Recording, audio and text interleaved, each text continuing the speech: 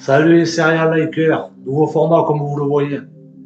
Bon, là je suis dans les Ardennes en ce moment. Je suis allé sur des lieux où les fourneries ont sévi, dans Lyon et dans les Ardennes. Je suis allé sur les lieux des enlèvements pour voir un peu l'environnement dans lequel ils enlevaient des victimes. Sur les lieux où ils se sont débarrassés des corps pour voir un peu ce qu'ils recherchaient comme endroit pour dissimuler les corps. Voilà, pour me mettre dans le bain, voir un peu comment ils fonctionnaient, tout ça. Et j'ai filmé pour vous en faire profiter. Donc je vais faire quelques vidéos courtes de temps en temps pour vous montrer les lieux et pour vous rappeler l'histoire des victimes. Donc on y va. Vous me direz si ce format il vous plaît. Et bien sûr, likez, partagez. Ceux qui ne sont pas abonnés, vous vous abonnez. Et on y va. C'est parti.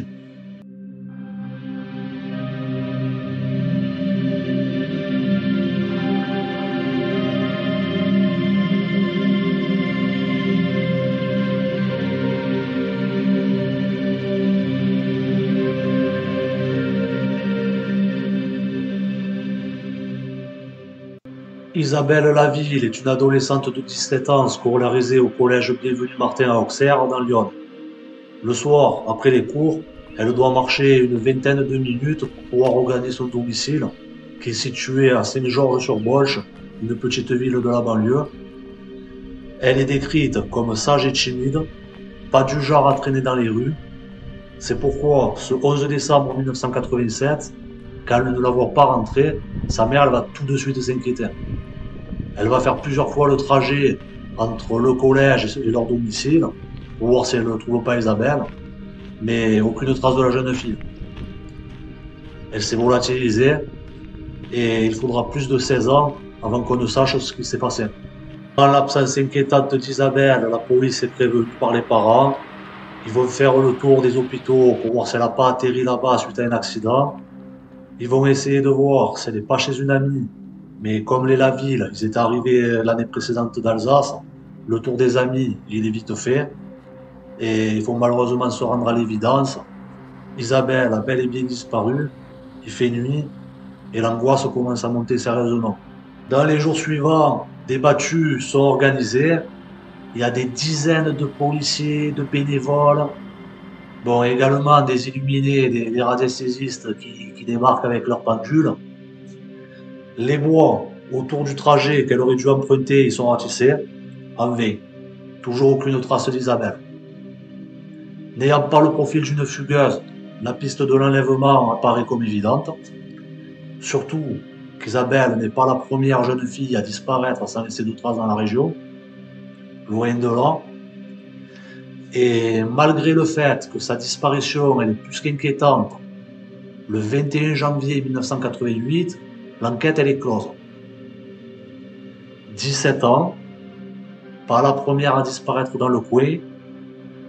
Elle disparaît le 11 décembre et le 21 janvier, l'enquête est déjà close.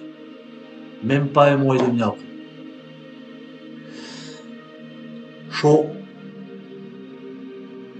Surtout que les parents n'ont même pas été mis au courant. Ils ont refermé l'enquête sans rien leur dire en sous-marin. Et les parents, ils ont appris ça qu'en 2001 et par les médias en plus. Pendant 13 ans, ils croyaient que la justice allait chercher leur fille, mais en fait, rien du tout. Ils ont appris ça parce qu'à cette époque, Émile Louis, qui est un autre serial killer, pour ceux qui ne connaissent pas, et qui est d'ailleurs le responsable des autres disparitions de jeunes filles dans la région, à ce moment-là, il est sous le feu des projecteurs, et il a été suspecté de la disparition d'Isabelle, en fait. Donc Isabelle, elle est citée dans son affaire, et les parents, ils apprennent ça fortuitement. Que pendant toutes ces années, la justice ne cherchait pas leur fille, etc. Et il faudra encore attendre plusieurs années pour que les vrais coupables soient identifiés. Bon, que l'enquête elle donne rien, c'est une chose, parce que c'est 1987, pas 2024. Il n'y a pas la téléphonie, il n'y a pas des caméras partout, etc. La disparition, elle avait quand même bénéficié d'une certaine médiatisation par rapport à d'autres affaires, parce que Bon, il y a eu plusieurs articles dans les médias qui sont sortis. Et il y a même le club de foot de l'AJ Auxerre qui s'est mobilisé. Mais malheureusement, il n'y a pas eu de témoins. Mais pourquoi refermer l'affaire et surtout sans tenir les parents au courant? Il y a une chose qu'ils n'ont pas dû faire, qui aurait pu permettre de trouver la clé de l'énigme, c'était de faire le tour des maniaques du coin. Et là, ils se seraient rendu compte qu'il y avait Fourniret qui s'était installé dans un village de la région. Et encore, c'est même pas sûr parce que pareil, c'était 87, à l'époque, c'était pas tout informatisé. Voilà, c'était pas comme maintenant. Déjà que maintenant, c'est pas la folie. Alors à l'époque, c'est sûr que. Enfin bref, 26 juin 2003, un Français de 61 ans est arrêté pour un enlèvement d'une enfant en Belgique. Je ferai une vidéo sur les lieux à propos de ça. Son nom, c'est Michel Fourniret. Au bout d'un an, le 28 juin 2004, alors qu'il va ressortir de prison, sa femme Monique Olivier, qui a été interrogée à maintes reprises, elle finit par craquer. Oui, son mari est bien responsable dans d'autres affaires d'enlèvement et même de meurtre. Et les jours suivants, elle balance le nom de plusieurs victimes, dont celui d'Isabelle Laville. Plus de 16 ans après sa disparition, on va finir par savoir ce qui lui est arrivé.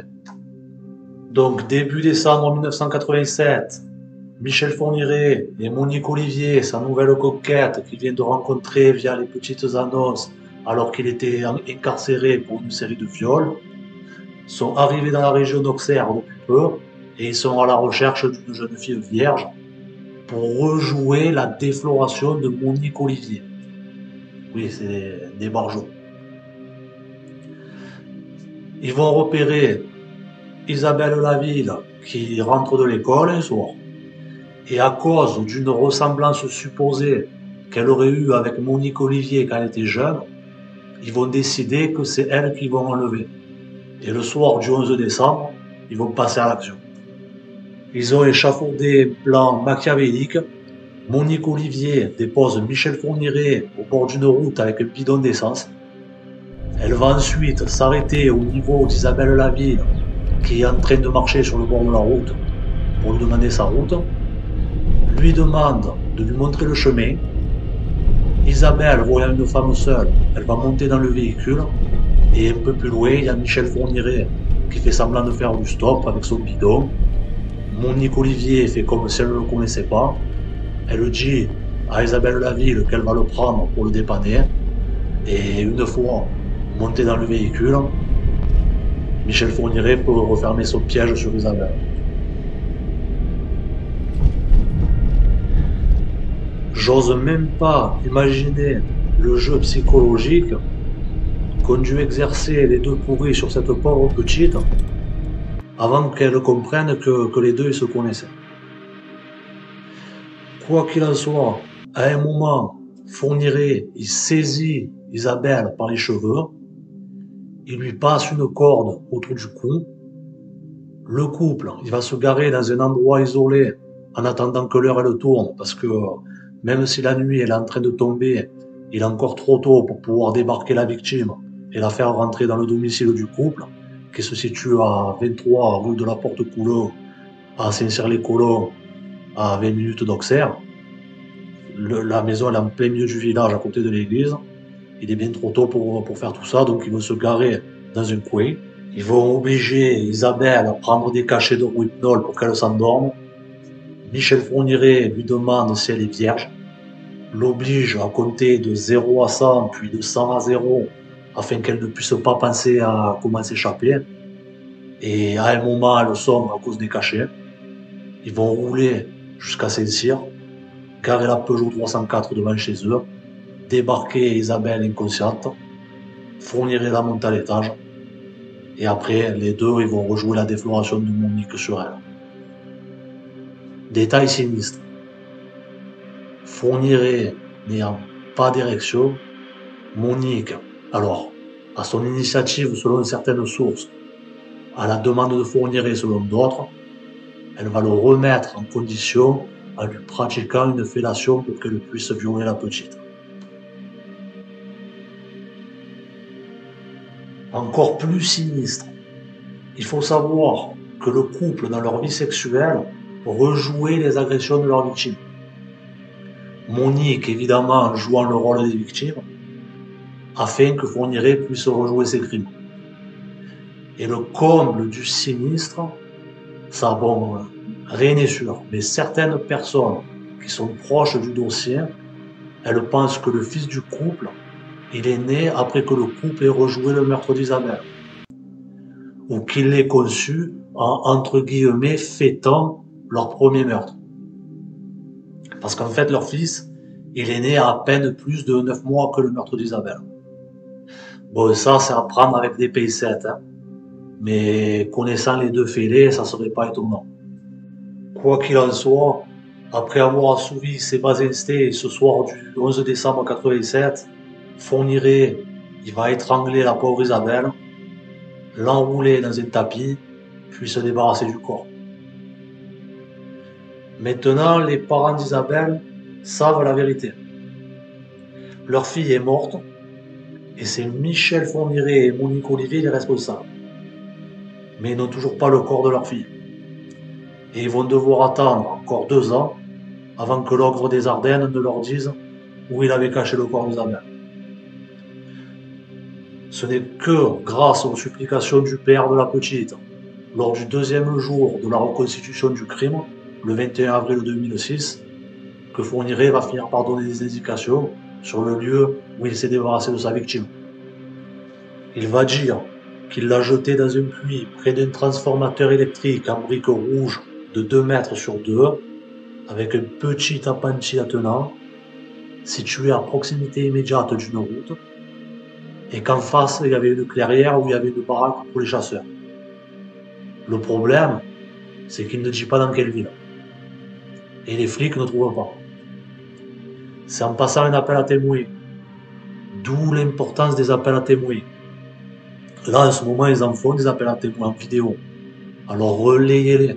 Vous pouvez aider à résoudre une affaire de chez vous simplement en cliquant sur un bouton. Alors relayez-les. C'est gratuit. Et des familles peuvent avoir des réponses grâce à vous. S'abonner et liker mes vidéos aussi, c'est gratuit. Alors faites-le. Ne vous accrochez pas. Bon, donc, ils vont passer un appel à témoins dans les médias et quelqu'un va se manifester. Le maire de Bussy-en-Othe, un petit village de la région, va dire que ce transformateur et ce puits lui disent quelque chose. Qu'en 2001, le transformateur a été détruit et que le puits a été rebouché avec les gravats, parce que c'était dangereux, mais qu'il se situait au lieu de Laramé à la sortie de sa commune. Un puisatier et 4 gendarmes spécialisés dans la spéléologie sont dépêchés sur les lieux et vont commencer à enlever les gravats d'un puits qui est profond d'une trentaine de mètres quand même. Et à 26 mètres de profondeur, après avoir évacué plus de 3000 seaux de gravats, ils vont retrouver une bottine blanche ornée de pompons que le père d'Isabelle va reconnaître comme appartenant à sa fille. Puis le squelette de la malheureuse est retrouvé. On est alors le 10 juillet 2006, soit presque 20 ans après sa disparition. Et enfin, Isabelle va pouvoir être enterrée dignement. Voilà, vous connaissez l'affaire Isabelle Laville. Vous aurez remarqué que c'est Michel Fourniret qui indique où est le corps. Monique sait mais ne dit rien. À retenir pour les autres affaires. Pour la suite des vidéos, ça sera des cold cases. Mais de temps en temps, je vous ferai une petite vidéo comme ça sur les lieux du crime, sur le procès des Fourniret, etc. Alors abonnez-vous si ce n'est pas déjà fait. Likez, partagez et dites-moi en commentaire ce que vous pensez de l'affaire, de ce format de vidéo, si je dois tomber les lunettes, etc. Commentez. Merci de votre attention. À bientôt.